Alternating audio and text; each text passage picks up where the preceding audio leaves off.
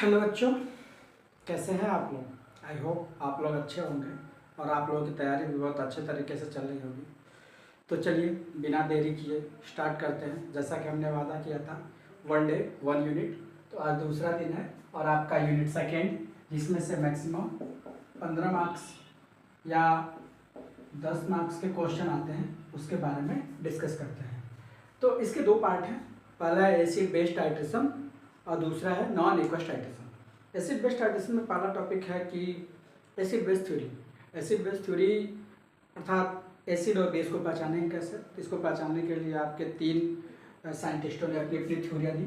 आर्गेनियस theory, आर्गेनियस ने बताया कि अगर H प्लस डोनेट करेगा, एक्वस मीडियम में H प्लस देगा तो क्या होगा, एसिड होगा, और OH माइनस देगा तो बेस होगा।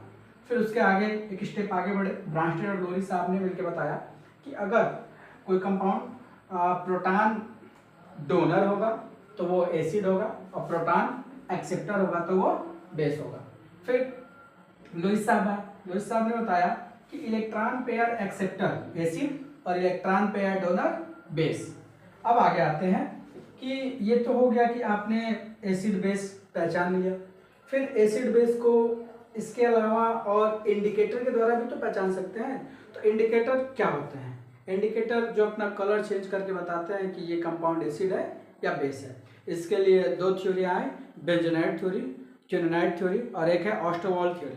तो ऑस्टोवाल थ्योरी के बारे में चर्चा करेंगे, जो कि मोस्ट कॉमनली पूछा जाता है। पूछा तो दोनों जाता है, 10 नंबर में पूछा जाता है और ये आपका 2 नंबर में पूछा जाता है, इनकी डिफिनेशन। ठीक है, तो इसे पढ़ लीजिएगा। अब आते हैं, देखिए ऑस्टोवाल थ्योरी क्या कहता है, HPH फिनोप्थलीन को जब हम लेते हैं तो फिनोप्थलीन किस में ब्रेक होता है, H प्लस PH माइनस में। फिनोप्थलीन को जब HCl में लेते हैं तो भी HCl किस में ब्रेक होगा, H प्लस Cl माइनस में। अब देखिए ये H प्लस क्या होगा, कॉमन आयन इफेक्ट। तो कॉमन आयन इफेक्ट के कारण ये स्ट्रॉन्ग एसिड है तो ये अपने इंडिकेटर क्या करेगा, रिपल्सन।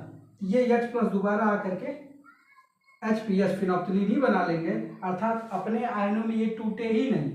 जब ये अपने आयनों में टूटेंगे ही नहीं तो ये क्या करेंगे, कोई कलर नहीं देंगे। आप लैब में गए होंगे, एक्सपेरिमेंट कीजिएगा, जब भी देखिएगा जब फिनोप्थलीन को हम एसिड में मिलाते हैं तो कोई कलर नहीं आता है।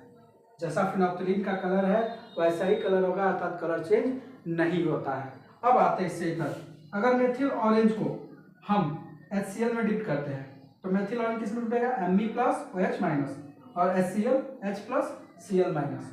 अर्थात अब देखिए यहाँ पे H प्लस OH माइनस और H प्लस मिलकर के क्या बनाएंगे, वाटर। और ये जो बचेगा, अर्थात इसमें क्या हो गया, आपका जो मेथाल ऑरेंज था वो डिसोसिएट हो गया, और डिसोसिएट होने के कारण ये क्या करेगा, कलर शो करेगा। तो ऑस्टोवाल थ्योरी और क्विनोनाइट थ्योरी आपके एग्जामिनेशन पॉइंट ऑफ व्यू से बहुत ही इंपॉर्टेंट है, उसे आप देख करके जाएंगे। फिर नेक्स्ट टॉपिक आता है जो मोस्ट इंपॉर्टेंट है आपके एग्जामिनेशन पॉइंट ऑफ व्यू से। 10 नंबर में क्वेश्चन पूछता है acid base neutralisation curve. Acid base neutralisation curve क्या होता है कि जब आप एसिड का बेस के साथ रिएक्शन कराते हैं तो आप कैसा कर्व पाते हैं, उसके आपको न्यूट्रलाइजेशन कर्व बनाना है, उसको एक्सप्लेन करना है और रिएक्शन क्या होता है वो देखना है। तो जब हम स्ट्रॉन्ग एसिड और स्ट्रॉन्ग बेस जब लेते हैं तो देखिए HCl plus NaOH, NaCl plus H2O।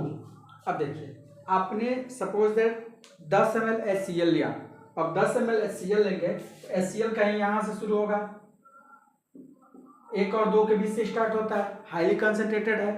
अब देखिए आप जैसे जैसे NaOH डिप्ट करते जाएंगे तो NaOH डिप्ट करेंगे तो क्या होगा कि NaOH HCl को क्या करेगा, न्यूट्रलाइज करता जाएगा। न्यूट्रलाइज करते करते उसका pH बढ़ता जाएगा, ये जो pH ग्राफ है वो बढ़ता जाएगा। एक समय ऐसा आएगा कि आपने जितना सैंपल HCl लिया था वो NaOH के द्वारा टोटली न्यूट्रलाइज हो जाएगा। जब टोटली न्यूट्रलाइज हो जाएगा तो उस पर कोई वेरिएशन नहीं होगा, वो ये होता है neutral point, okay 7, that is pH 7। अब अगर आप एक्स्ट्रा 1 ड्रॉप भी NaOH मिलाते हैं तो पूरा सॉल्यूशन क्या हो जाएगा, बेसिक। और जैसे ही बेसिक होगा तो उसमें pH ग्राफ में ऑटोमेटिक राइज देखा जाएगा, हाईली राइज देखा जाएगा, और वो जाकर के कुछ देर बाद क्या हो जाएगा, फ्लैट हो जाएगा, क्योंकि अब वो सॉल्यूशन क्या होगा, बेसिक, और बेस भी कौन सा, NaOH। आपने क्या लिया, इसमें HCl लिया, ऊपर से डिप कर रहे हैं क्या, NaOH।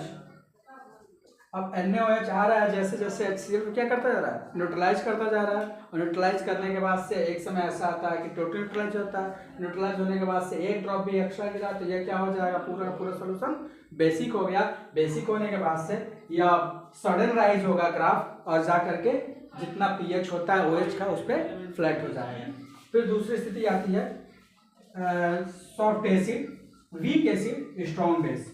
Weak acid, strong base, ये क्या होता है, अब इसका ग्राफ तो मान लीजिए 3 और 4 के बीच से स्टार्ट होगा धीरे धीरे। अब स्ट्रॉन्ग बेस है तो अपना बेसिक प्रवृत्ति दिखाएगा ही दिखाएगा। अब जब जैसे जैसे NaOH यूज होगा और क्या बनेगा, CH3COONA प्लस H2O। तो ये जो ग्राफ है स्लोली राइज करता है, जैसे ये सडन राइज किया ये स्लोली राइज करेगा, क्योंकि हम क्या मिला रहे हैं, CH3COOH जो कि वीक एसिड है। ठीक है, तो ये ग्राफ आप बना लेंगे और ये रिएक्शन लिख लेंगे। इसका एक्सप्लेनेशन मत नहीं भूलना है, इसको एक्सप्लेन आप अपने लैंग्वेज में करेंगे ताकि आप अधिक से अधिक मार्क्स गेन कर सकें।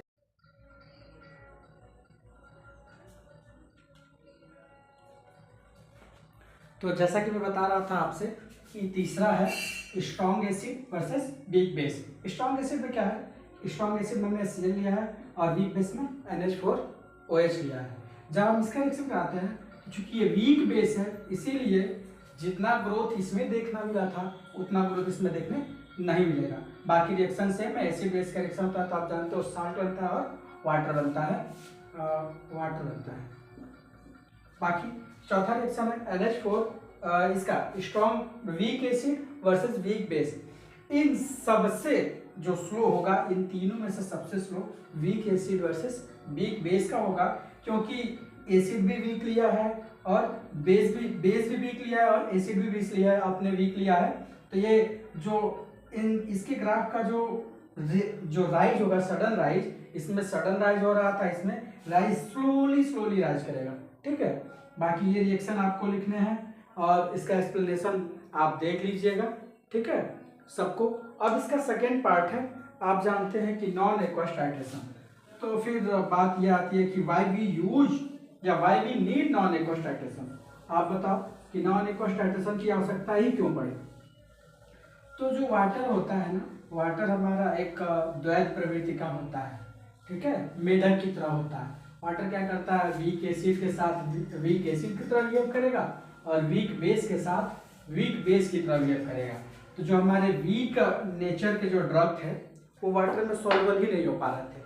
तो क्या जो ड्रग वीक नेचर के हैं वाटर में सॉल्युबल जब नहीं होंगे तो उनका टाइट्रेशन नहीं किया जाएगा। तो उसका टाइट्रेशन करने के लिए हमने एक मेथड मतलब खोजा, non aqueous titration. It means कि अदर देन वाटर जो है हम सॉल्वेंट यूज तो करेंगे लेकिन वाटर के अलावा कुछ हो।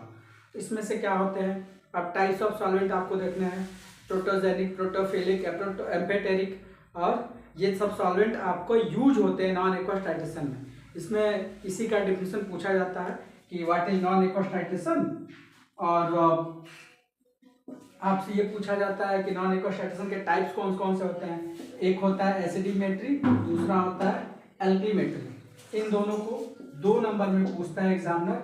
और इसके टाइप्स होते हैं नॉन एक्वस टाइट्रेशन के, नॉन एक्वस टाइट्रेशन सॉल्वेंट जो सॉल्वेंट होते हैं एप्रोप्रोटिक, एम्फेटेरिक, प्रोटोजेनिक, प्रोटोफिलिक, ये सब सॉल्वेंट आप लोग पढ़ के जाएंगे। तो एग्जामिनेशन में जो 15 से 10 मार्क्स का जो क्वेश्चन आ रहा था यूनिट सेकेंड से वो आ जाएगा। यूनिट सेकेंड से most important acid base titration, nutrition curve और एसिड बेस इंडिकेटर थ्योरी वो इंपॉर्टेंट है। और इसके सेकेंड पार्ट से एसिडिमेट्री क्या होता है, एल्कीमेट्री क्या होता है। एसिडिमेट्री में डिफरेंस पूछा जाता है कि एसिडिमेट्री, राइट डिफरेंस बिटवीन एसिडिमेट्री एंड एल्कीमेट्री। उसके बाद से types of non aqueous titration solvent कौन कौन से होते हैं उसको वो लिखने के लिए पूछा जाता है। बाकी यूनिट सेकंड में और कोई चीज़ें नहीं है। जितना इम्पोर्टेंट यूनिट फर्स्ट था उतना ही इम्पोर्टेंट यूनिट सेकंड भी है, क्योंकि इससे भी कम से कम 15 से 10 मार्क्स से क्वेश्चन आ रहे हैं। तो आप आई होप आप लोगों ने अच्छे से रिवीजन किया ही होगा, और जो मैं बताया हूँ उसको ध्यान में रखते हुए आप लोग अच्छे से रिवीजन कीजिए और ज़्यादा से ज़्यादा मार्क्स गेन करने की कोशिश कीजिए और अपनी तैयारी सुचारू रूप से चलाते रहिए। वीडियो कैसी लगी हो इसके बारे में आप ज़रूर बताएं। अगर कुछ चेंजेस चाहते हैं, कोई नया टॉपिक चाहते हैं तो वो कमेंट में अवश्य लिखें। बाकी मिलते हैं नेक्स्ट वीडियो में। अगर वीडियो अच्छी लगी हो तो फॉलो करें, चैनल को सब्सक्राइब करें। Thank you for watching.